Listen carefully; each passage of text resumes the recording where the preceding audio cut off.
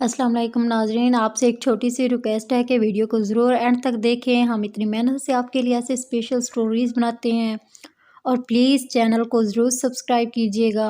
शुक्रिया। और वीडियो अच्छी लगे तो वीडियो को लाइक कर दें।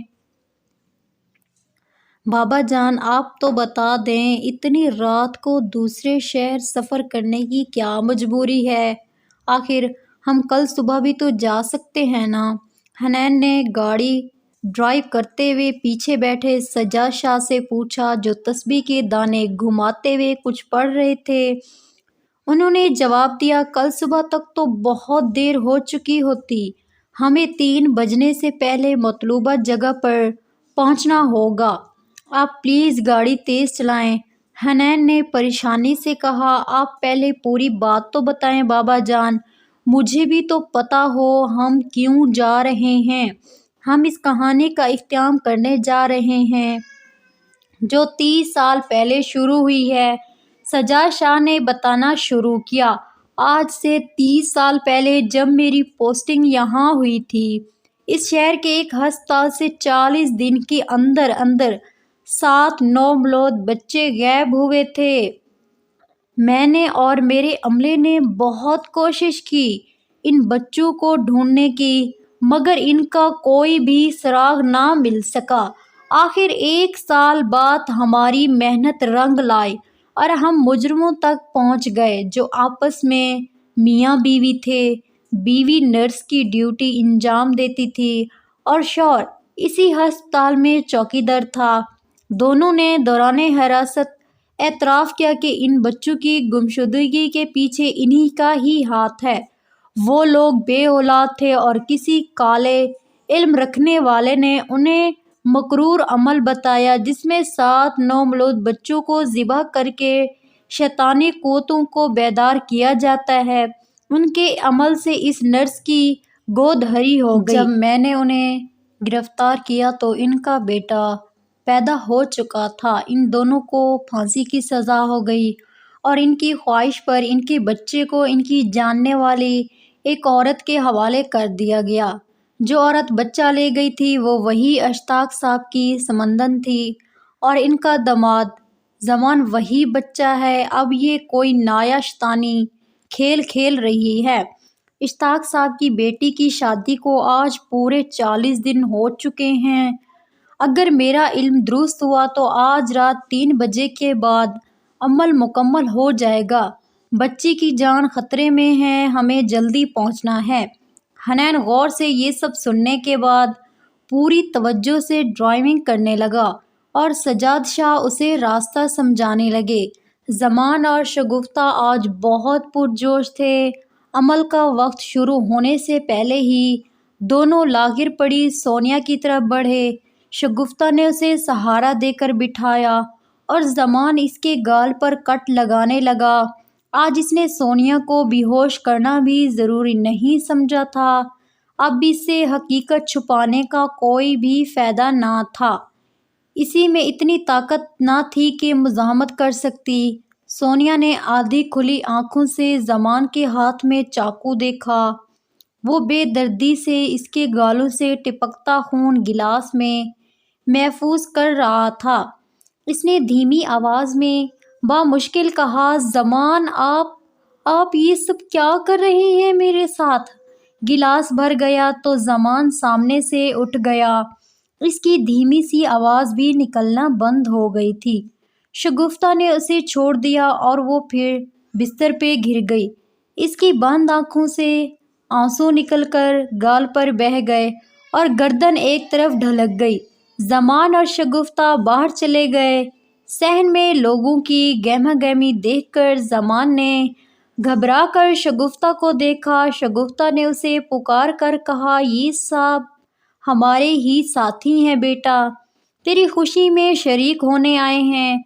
जमान ने सबको गौर से देखा। जर्द आँखों और सुर्ख होंठों वाले ये लोग वही थे जो इसकी 7वीं शादी में बाराती बने थे। इसने दायरा बनाकर खोपड़ी इसमें रखी और इस खोपड़ी के ऊपर गिलास रख दिया। अचानक तेज हवा के झोंके आए और खोपड़ी रोशन हो गई। شگفتہ سمیت سب خوشی سے نعرے لگانے لگے۔ شیطان دیوتا خود حاضر ہو گئے، شیطان دیوتا خود حاضر ہو گئے۔ کھوپڑی میں سے ایک خوفناک آواز آئی، میرے تابع دارو، سب سن لو، اس لڑکے نے اپنی ماں کی طرح سچی لگن سے میری پرتشا کی ہے۔ میں اس سے بہت خوش ہوں۔ آج میں اسے اتنی طاقتوں سے نوازوں گا کہ مستقبل میں جب جب میرا ذکر کیا جائے گا اس کا ساتھ بھی لازم ہوگا۔ تو زورو مجھے پکارتا ہے، ہر روز مجھے پوچھتا ہے۔ اپنا عمل شروع کر کے میرے لاڈلے، آج میں خود تیرے سامنے بیٹھ کر تیرا واولانہ پن دیکھوں گا۔ وہاں موجود سب شیطانی کارندے زمان کو مبارکباد دینے لگے۔ وہ خوشی کے مارے جذباتی ہو کر شگفتہ کے گلے لگ گیا اور اس کے ہاتھ چومنے کے بعد دیوتا کے سامنے بیٹھ کر منتر پڑھنا ابھی شروع کیا ہی تھا کہ ان شیطانی لوگوں میں ہلچل مچ گئی۔ سجاد شاہ اور حنین وہاں پہنچ چکے تھے۔ شگفتہ نے حیرانگی سے کہا، یہ یہاں کیسے آ گئے؟ زمان شہزاد سجاد شاہ کو دیکھ کر غصے سے تلملا اٹھا اور کھڑے ہو کر چلایا، تو آ گیا سجاد شاہ، آخر تیری موت تجھے خود ہی میرے سامنے لے آئی۔ آج 30 سال بعد میں تجھ سے اپنے ماں باپ کی موت کا انتقام لوں گا۔ شگفتہ نے اسے ٹوک کر کہا، زمان تو پہلے اپنا عمل مکمل کر، وقت کم رہ گیا ہے، تب تک ہم لوگ اسے سنبھالتے ہیں۔ زمان بیٹھ کر تیز تیز منتر پڑھنے لگا۔ وہاں موجود شیطان کے کارندے چاروں طرف سے ان کی طرف بڑھنے لگے۔ سجاد شاہ نے اپنے اور حنین کے گرد حصار کر رکھا تھا، جس کی وجہ سے سب ان کو ہاتھ لگانے کی کوشش کرتے ہوئے پیچھے ایسے گھرے جیسے کسی نے اٹھا کر پٹخ دیا ہو۔ حنین یہ سب دیکھ کر وہیں گر گیا۔ پہلے کبھی اس کا سامنا ایسی صورتحال سے نہیں ہوا تھا۔ شاہ جی نے اسے سنبھالتے ہوئے چاروں کل پڑھ کر زمان کی طرف منہ کر کے پھونک مار دی۔ ان کی ذرا سی پھونک ایک تیز ہوا کے جھونکے کی صورت زمان کی طرف بڑھی اور کھوپڑی کے اوپر رکھا ہوا گلاس اچانک نیچے گر گیا۔ سارا خون مٹی میں مکس ہو گیا۔ شگفتہ صدمے سے چلا اٹھی، پاگل بڈھے، یہ کیا کر دیا تو نے؟ ہماری سالوں کی محنت مٹی میں ملا دی۔ وہ زور زور سے چیخنے لگی۔ زمان کچھ لمحے بت بنا بیٹھا رہا۔ اس نے کبھی بھی نہیں سوچا تھا کہ ایک ہی سیکنڈ میں اس کی ساری محنت اچانک ضائع ہو جائے گی۔ سجاد شاہ، تو نے اچھا نہیں کیا۔ وہ آنکھوں سے شعلے برستا بھرے ہوئے شیر کی طرح اٹھا اور غصے سے اپنا پیر زمین پہ مارا۔ غلطی سے اس کا پیر شیطانی کھوپڑی پہ پڑ گیا اور وہ چکنا چور ہو گئی۔ اس کے ٹوٹتے ہی بونچل آ گیا۔ شگفتہ دونوں ہاتھ سے اپنا سر پیٹنے لگی۔ یہ تو نے کیا کر دیا زمان؟ شیطان دیوتا کی توہین کر دی۔ شیطان کی غصے سے چنگاڑتی آواز فضا میں بلند ہوئی، گستاخ لڑکے، ابھی میں نے تجھے طاقت دی نہیں اور تو اتنا سرکش ہو گیا۔ میری توہین بہت مہنگی پڑے گی تجھے۔ اس نے اپنے کارندوں کو حکم دیا کہ اسے مار ڈالو۔ پل بھر میں منظر بدلا۔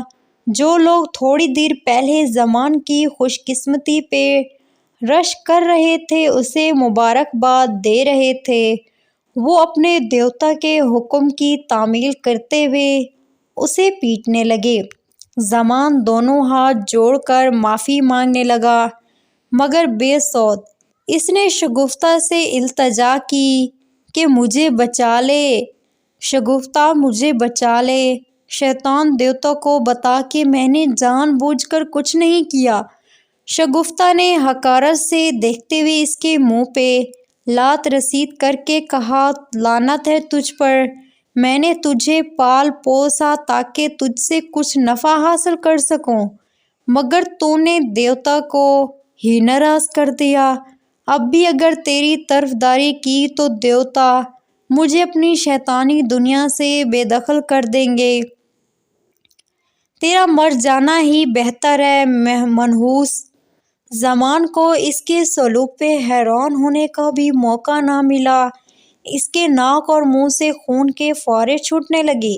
سجاد شاہ زمان کو اپنی موت آپ مرتے دیکھ کر حنین کو ہوش میں لانے کے بعد سونیا کو تلاش کرنے لگے، جو انہیں ایک کمرے میں بے سدی پڑی ملی۔ شاہجہاں نے اس کی سانس چیک کی اور افسردہ ہو گئے۔ اس کی روح پرواز کر چکی تھی۔ باہر شگفتہ سمیت سب شیطانی کارندے زمان کو ہلاک کر کے جا چکے تھے۔ زمان کی لاش خون میں تر درختوں کے نیچے پڑی تھی۔ سجاد شاہ نے اس کی طرف اشارہ کر کے حنین سے کہا، دیکھ بیٹا، آپ نے اس کا حشر، جس کو خوش کرنے کے لیے اس 7 معصوموں کی جان لی اور پتہ نہیں کتنے شیطانی عمل کیے۔ اس دیوتا نے اس کی ہزاروں تابعداریوں کو بھلا کر فقط ایک غلطی کی کتنی بھیکناک سزا دی، اور دوسری طرف ہمارا اللہ ہے، ہم لاکھ گناہ کرنے کے بعد سچے دل سے جب استغفار کر لیں تو وہ اپنی رحمت کے سائے میں لے لیتا ہے۔ بلا شک وہ واحد لا شریک ہے۔ اس کے مخالف اسی کے پیدا کردہ ہو کر اسی کی ہی نافرمانی کرتے ہیں، اور ان کا انجام بھی یہی ہوتا ہے۔ سونیا کی میت اس کے گھر بھجوا کر سجاد شاہ نے زمان کے گھر کے تہہ خانے سے ان لڑکیوں کی بوسیدہ ہڈیوں کو جمع کیا، جن سے زمان نے دھوکے سے شادی کر کے اپنے شیطانی عمل میں ان کا استعمال کیا تھا۔ پھر ان ہڈیوں کو قبرستان میں دفنا دیا، اور لڑکیوں کی بھٹکتی روحیں قیامت تک پرسکون ہو گئی۔ وہ گھر جہاں زمان اپنے شیطانی عمل کرتا تھا، محلے میں اسیب زیادہ مشہور تھا۔ سجاد شاہ کے توسط سے اسے مسمار کر کے وہاں مسجد بنوا دی گئی۔ بلا شک وہ جگہ اب ہر برائی سے پاک ہو چکی تھی۔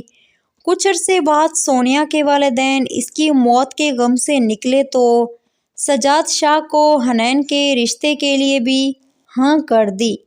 اس طرح کی مزید اچھی کہانیاں دیکھنے کے لیے میری آپ سے گزارش ہے کہ پلیز ہمارے چینل زبردست اردو سٹوری کو ضرور سبسکرائب کریں۔ ویڈیو اچھی لگے تو ویڈیو کو لائک کر دیں۔ شکریہ۔